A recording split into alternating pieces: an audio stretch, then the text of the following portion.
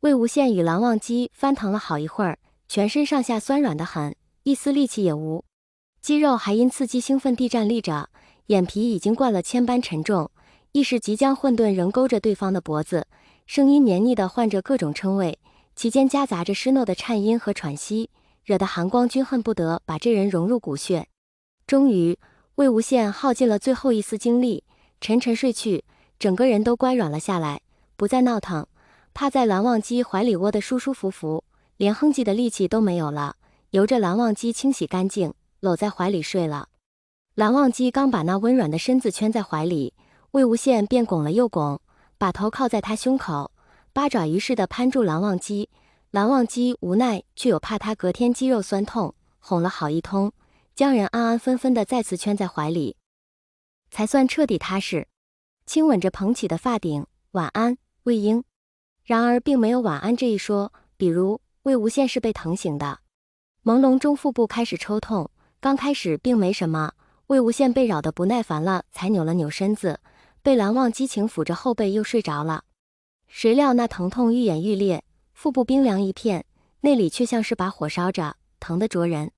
魏无羡皱眉，摸索着胡乱揉了揉，不太清醒的想着是不是吃坏肚子了，直到胃部撕裂一般轰轰烈烈的绞起来，熟悉而久违的痛感才让魏无羡意识到是胃急，头上见了冷汗，身子不自觉地蜷缩在一起，手狠狠按着腹部企图平息一二，却毫无效果，越来越疼了，那疼痛似乎是流动的，攀着他最柔软处一寸寸蔓延至四肢百骸，身上的温度似乎被抽走了，手脚一片冰冷，肩背的衣物被冷汗粘在身上，禁锢着他的动作。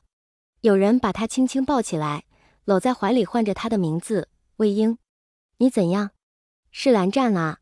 魏无羡精神一松，疼得越发厉害，装也不装忍也不忍了，哼哼唧唧道，肚子疼，疼死了。蓝忘机睡得不沉，魏无羡一动他便发现了，只见那人蜷缩成一团，颤抖着，心下一惊，忙起身去看，魏无羡脸都白了几分，冷汗糊了一身，手死死按着腹部，看样子难受极了，这是从前不曾有过的。蓝忘机紧张地把人轻轻抱起，手掌划过一片黏腻的冷汗，唤着对方的名字，得到细若蚊蝇的答复，手去探向那人柔软的腹部。魏无羡疼得要命，一双手附了上来，按在他疼得发冷的手上，想将他死死扒着的手挪开，他随那人的力度刚松了一点力气，腹部疼痛更甚，他轻叫一声，喘息着，不行，疼。蓝湛、蓝忘机自然知道他疼，只是继续这样下去不是办法，紧紧搂着怀里紧绷的人，哄小儿一般哄着，乖，松手，我看看。魏无羡咬着唇不再任性，顺从地将手挪开，恰巧疼痛再次袭来，魏无羡喉间抑制不住地露出呻吟。蓝忘机心疼得很，将人又往自己怀里揽了揽，温热的大手按住痉挛着的腹部，微微皱眉，这里。魏无羡胡乱点着头，死死拽着蓝忘机的里衣，他被蓝忘机养得太好了，以至于都忘了疼痛的感觉。若是早些时候，别说只是疼，就算腹部被捅出个窟窿，他都能横笛御诗，照样让那帮孙子闻风丧胆。魏无羡恨恨地磨了磨后槽牙，疼得要命，仍不忘贫嘴，蓝湛，都怪你。他说的咬牙切齿，声音却因疼痛而无力绵软，听上去颇有撒娇的意味。蓝忘机应声，怪我。手上摸到一个结块，小心地加重几分手劲。噗，你知道哪里怪你吗？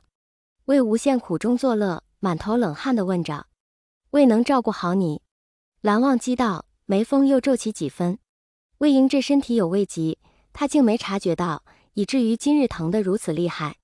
哎，蓝湛啊。魏无羡看不得这人皱眉，撑着身子去压他的眉心，扯到腹部又是一阵撕痛。就是怪你把我照顾得太好了，我现在像什么样子吗？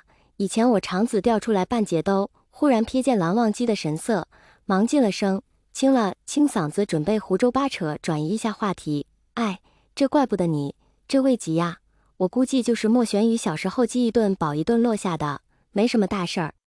儿时饥一顿饱一顿。蓝忘机低声重复了一遍，目光灼灼地看着魏无羡，掺杂了复杂的情绪。魏无羡一愣，随即明白他什么意思。蓝湛联想到了他小时候流浪的日子。蓝湛啊，魏无羡黏黏糊糊地哼唧着，你再揉揉这儿，这儿也疼。蓝忘机依言给他揉搓着，问道：力度可还行？魏无羡软软趴着，行，行死了。腹部的痛真的在慢慢缓解。蓝忘机了一声，要把人从怀里放下来，魏无羡哪肯，勾着蓝忘机的脖子委屈道：二哥哥，我疼，更衣，否则会着凉。蓝忘机简单解释道，见魏无羡却实赖着不想下来，也怕扯到那人的腹部难受，抱着人换了衣物。撕痛逐渐平息，只是腹部仍是一跳一跳的抽搐着。蓝忘机搂着人躺下，手仍盖在魏无羡胃下揉搓。困意上冲，魏无羡抓着蓝忘机的手不再让他揉，哼唧着：没事了，你别揉了，手都酸了。地加重蓝忘机眉目柔和，无事，不酸。魏无羡不甘，搂住他：不要，我要你抱着我，不要揉。蓝忘机心里绵软，将人搂在怀里，轻轻哼歌哄着，手摩挲着那人的脊背：睡吧。魏无羡神志不清地咕哝了几句，沉沉睡去。意识的最后，恍惚听到一句叹息似的话，只是不真切。蓝忘机哄着人彻底睡熟，从储物袋里取出入口即化的灵药来，药汤苦涩，魏婴未及，大约是吃不下的，拖着人的脖梗喂下了，把人暖暖地塞进怀里，不让其受凉。仍是不放心，手便一直留在魏无羡的腹部轻揉，不知何时才睡的。总之，蓝忘机再次睁眼时便愣住了，是云梦的教场。夜深人静，荷花轻轻摆动着，在不见月光的黑暗里颤抖。他不受控制地向鸡走去，走到一间与其他别无二致的房间门前站下了。屋里传来微弱细碎的呻吟，似乎是隐忍至极的痛呼，一下下抓在蓝忘机心上，不由自主地推开门。床上的少年暴露在蓝忘机的视线中，是个10几岁的小少年，还未张开，体格偏瘦，弓着身子埋在被子里，与之揪成一团，似乎疼极了，不住地颤抖翻滚着。是魏无羡，少年时的魏无羡。蓝忘机想也不想，大步走过去，将那小少年粘在脸上的碎发捋起，露出了苍白的面孔。他似乎神志都不清了，眼睛紧闭着，死死咬着下唇，几丝血迹沁出，挂在苍白的唇瓣上。蓝忘机心里狠狠一抽，将人抱在怀里，才发觉那人浑身湿冷得很，仿佛从冷水里被捞出来了一样。小心地把缠在身上的被子扒开，小少年缩成一团，感觉到温暖便拼了命地往蓝忘机怀里钻。蓝忘机紧紧揽住他，以自身为热源给魏无羡取暖，大手压在魏无羡的腹部按揉着。然而打小落下的胃疾来势汹汹到不可控制，蓝忘机才一按上去，魏无羡便是一声呜咽，似乎是力气用尽了，声音微弱可怜，奶猫似的，令人心都发颤。蓝忘机知他不好过，然如果不揉开结块，便会更疼。取了方帕子，轻撬开魏无羡的嘴，将软帕遮过后，抵到那人唇齿中，疼便咬这个。魏无羡恍惚间听话极了，乖乖咬着帕子，任由蓝忘机揉着他冰凉的腹部，不时地发出黏黏糊糊的哼唧。蓝忘机揉了半晌，将手伸到背里，捉了小少年细瘦的脚踝。魏无羡骨架小，又是还未长好身体，脚踝也是细窄，寻常人一只手便可以轻松握住，触感冰凉而骨骼突出，脚掌乃至脚心亦是。蓝忘机皱着眉，按住一个穴位，揉了一下，怀里的人一声惊叫，狠狠地哆嗦了一下。蓝忘机了然，一边仍是不停按着他腹部，一边握着他脚踝，用灵力暖着。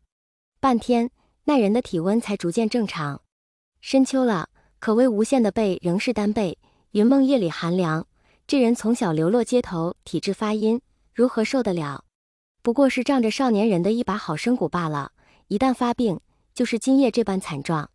蓝忘机心疼的同时，不免疑惑，江家必不会亏待了魏婴，江家长女。魏婴的师姐亦是心细如发之人，怎会让魏婴连床厚着的被子都没有？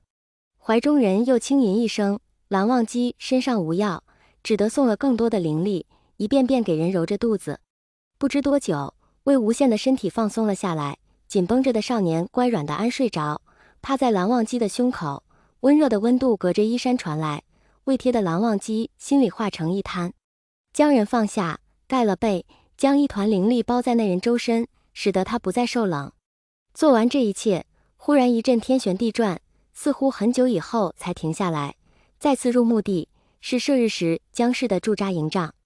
蓝忘机一愣，便看到远处走来一人，一袭黑袍，身形修长，正皱眉看着他。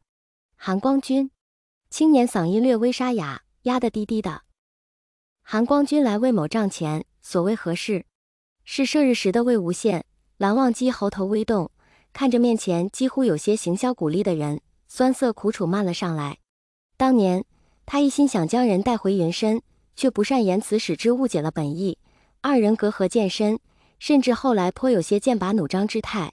直到射日结束后，直到他被千夫所指只身驻扎乱葬岗，直到他万鬼反噬，死无全尸，他都未能说清本意。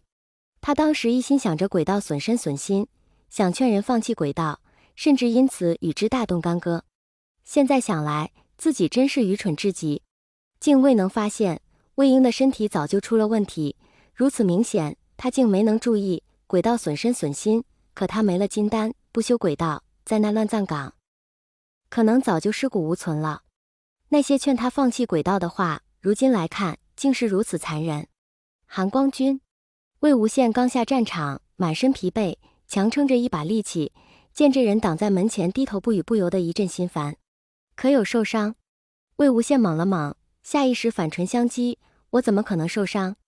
我可是杀人不眨眼的歪门邪道，谁能伤了我？轻笑着，又或者我受伤岂不是很好？韩光君就可以把我捆回云深关起来，省得我有一天走火入魔，危害世间。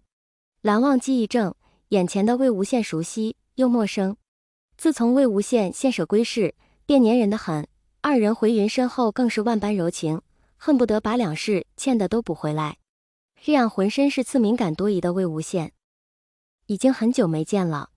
蓝忘机心里发苦，越发自责，然魏无羡现下面色不好，怕是身体不适，须得让人平静下来疗伤才好。蓝忘机静默了一会儿，垂下头，指节攥得发白，紧抿着唇，低声说了一句并未。往日的韩光君像是一个被人冤枉弄打了花瓶的孩子，敛去一身寒意，竟颇有些可怜巴巴的样子。魏无羡心里一下就软了，他这人吃软不吃硬，最看不得别人这副模样。太阳穴当即跳了跳，哎，你这是怎么了？我也没说什么吧？怎么搞得像我欺负了你似的？蓝忘机抬头，眼睛盯着魏无羡，你受伤了吗？